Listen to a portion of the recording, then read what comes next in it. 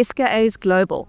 And this is a contribution, and what you're seeing behind us right here, all the infrastructure, all of the dishes, that's contributions from our member countries across the globe, and they're working together in terms of the design as well as the manufacturing, and then of course the installation here on the site in the Karoo. We'll talk a little bit more about the member countries, but just in terms of general progress on the site. So we've started with, as you can see, Lindsay mentioned, we've got these long baselines. So in this core area, we've got the MeerKAT National Park where the majority of the dishes are going to be. And then we've got these 3 spiral arms which go out to 150 kilometers in different directions. And we've got to build all the infrastructure. So things like the new roads, we have to rehabilitate existing roads. You can see these big foundations behind us here. There's a lot of power and fiber to be able to transmit and power up the ditches and transmit data back to the correlator beamformer in the shed. So it's hundreds of kilometers of buried cables, buried fiber that's going in here. And in general, in terms of infrastructure progress, we're currently at about 75% completed. So what you're seeing is just what's happening in the core. But what you're not seeing is 150 kilometers outside here. It takes us about 2 hours to get to the end of a spiral arm. And the teams are very busy there with the infrastructure. And that's a proudly South African, the infrastructure is being built by a South African company. And it's also a lot of the design work for the infrastructure is also South African. So what we've got at the moment in terms of progress, we've got 5 SKA-Mid dishes up. You can see some of them in the background there. This is one of them. There's a few scattered around here in the core area. We're making really good progress in terms of the construction of the dishes as well.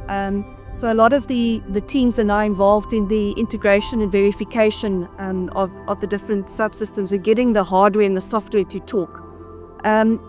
Interestingly enough, that dish behind us here, we had what we call the first heartbeat in July. We started cryogenically cooling the receiver, the Bantu receiver, and you could hear this tick, tick, tick.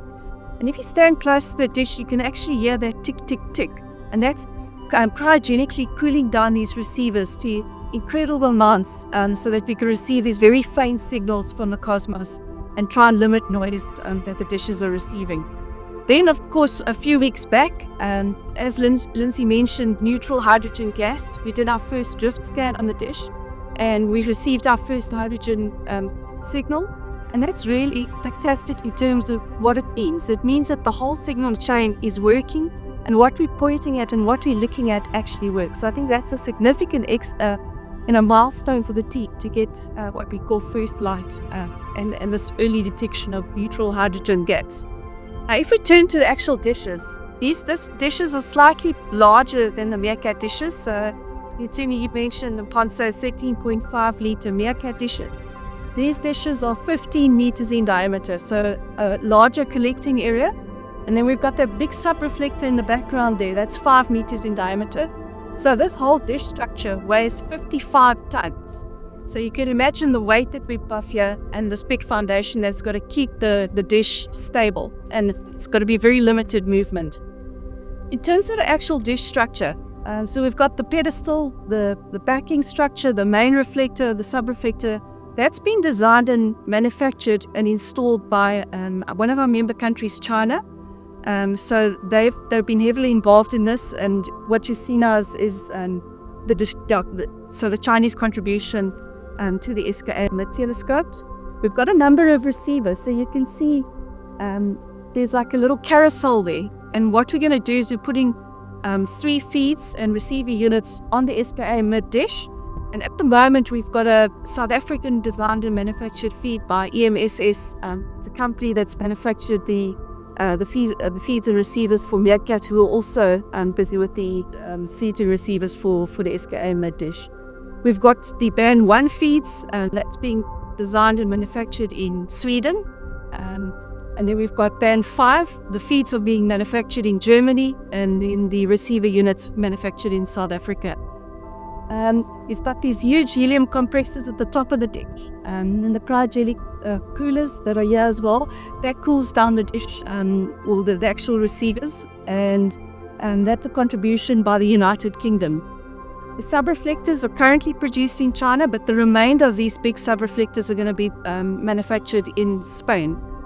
Then what we've got here inside this pedestal, or the big pedestal, it's a shielded compartment where all the electronics are housed, so that we don't cause any interference with the dishes. So the actual shielded cabinets are also manufactured by a South African company, ITC Services. And then we've got the synchronization, timing and frequency distribution. That's all done by the United Kingdom, Spain, Switzerland and Australia. So it's really a collaborative global effort to deliver the MID telescope. Just in terms of community engagement, I think this is a really important part for us in terms of sustainability and local economic impact. For the SKA-Mid telescope, what we've done is we've focused on 4 towns that are surrounding the site: Carnarvon, Williston, Brandvlei and Van Wyksvlei. We've set up these huge databases. We've been engaging with a lot of the local subcontractors, getting them on board. And at the moment, we've got, from a construction perspective, about 300 work opportunities that have been awarded, majority for the infrastructure work. We've done a lot of training for the SMMEs, 6-month training in terms of financial management, health and safety, and trying to develop sustainable businesses so that once construction is completed on SKA-Mid, that enables the SMMEs to be able to participate on other projects in the local area.